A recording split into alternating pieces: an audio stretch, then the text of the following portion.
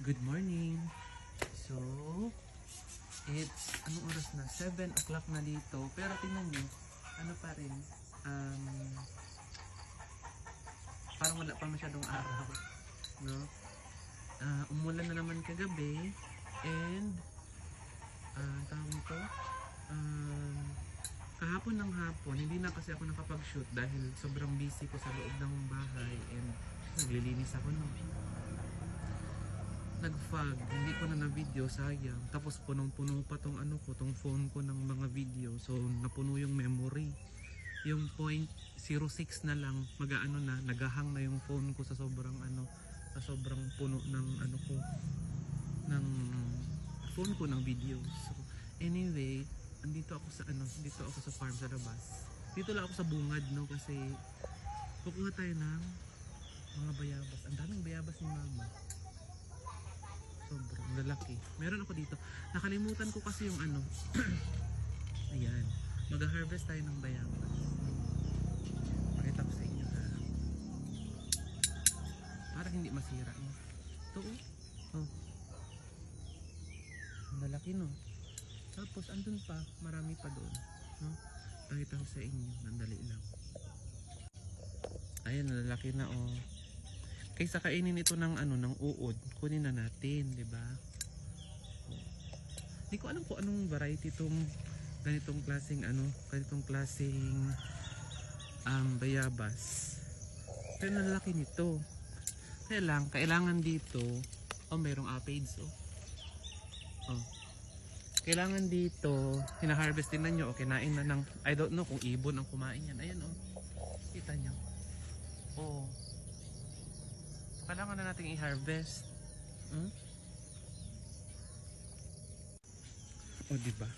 Ngayon ko lang napansin na ang aking camera backcam is madumi. Sige lang, mag-harvest muna tayo and ipapakita ko sa inyo. Then mamaya mag-harvest pa ako ng pang dinengdeng. Kukuha ako ng mga dahon-dahon ng saluyot, ng kung ano-ano. Para makapagluto tayo ng gulay kasi kagabi ang kinain natin ay lechon paksiw, hindi pwedeng puro karne, mamamatay tayo sa puro karne no? So mag-harvest muna tayo tapos ipapakita ko sa inyo mamaya no? May muta ba ako? Wala man siguro, dali lang.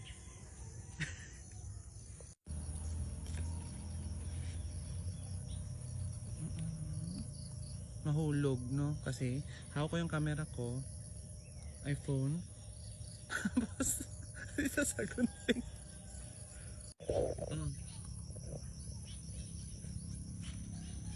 Diba? Ang lalaki.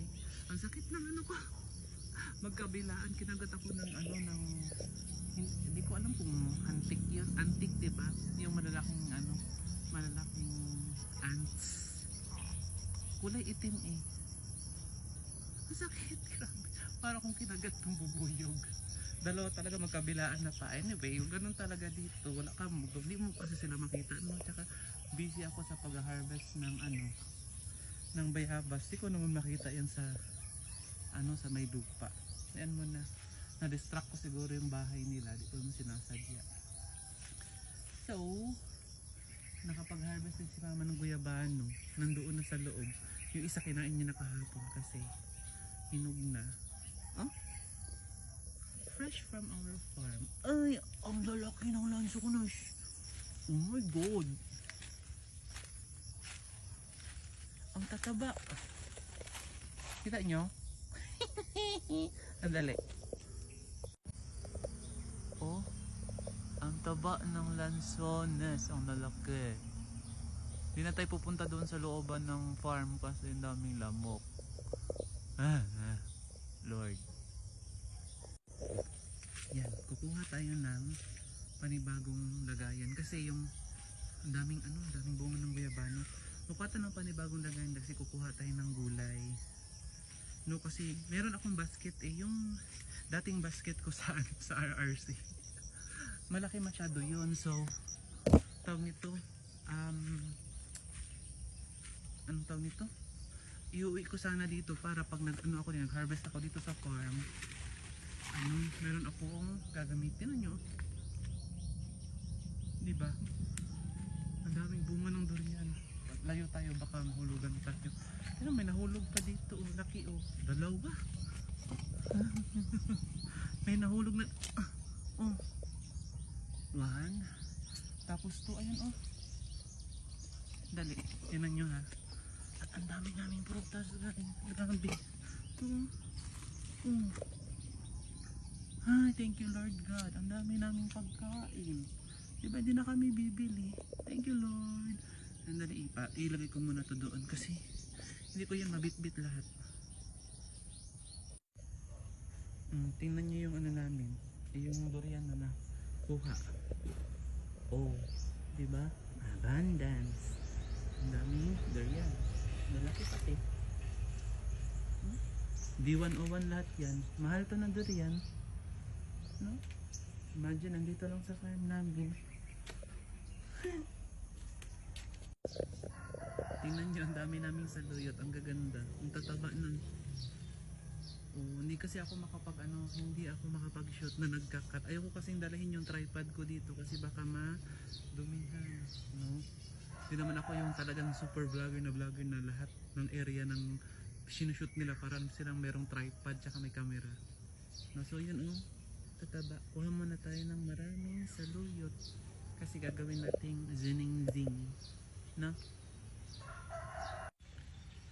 Sumikat na si Aring Araw pero naulan. Umuulan. Tingnan niyo yung nakuha kong saluyot ko. Ang dami.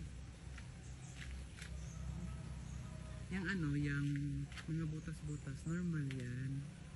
Yung butas-butas sa dahon kasi wala kaming fertilizer, hindi kami nagfa-fertilizer.